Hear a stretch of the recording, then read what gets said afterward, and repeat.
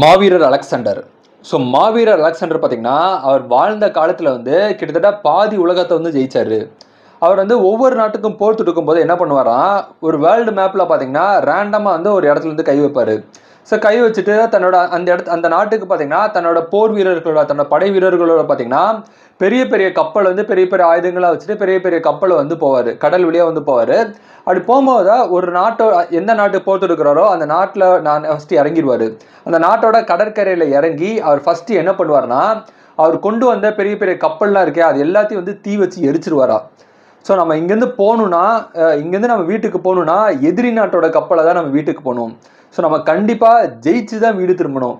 நம்ம தோற்று போனால் இங்கே செத்து போயிடுவோம் அப்படிங்கிற ஒரு பார்த்தீங்கன்னா ஒரு ஆணித்தனமான ஒரு முடிவோடு தான் வந்து ஒரு நாட்டையே வந்து ஒரு போர் தொடுப்பாரா. ஸோ அப்படி போர் தொடுக்கும் போது எப்படியும் அவர் ஜெயிச்சிருவோம், கண்டிப்பாக ஜெயிச்சிருவோம் அப்படின்ட்டு ஒரு 100% தன் மேலே கான்ஃபிடென்ஸோட தான் போர் தொடுப்பாரா. அவர் நினச்ச மாதிரி பல நாடுகள் வந்து ஜெயிக்கவும் செஞ்சார். ஸோ இந்த கதை மூலமாக நமக்கு என்ன தெரியுதுன்னு பார்த்தீங்கன்னா, ஜெயிக்கணும்னு நினைக்கிறவனால ஜெயிக்க முடியாது, ஜெயிச்சே ஆகணும்னு நினைக்கிறவனால் மட்டும்தான் ஜெயிக்க முடியும் அப்படிங்கிற ஒரு விஷயம் தான் இதில் ரொம்ப நல்லாவே தெரியுது. There is no second option. ஜெயிக்கணும், ஜெயிச்சே ஆகணும்.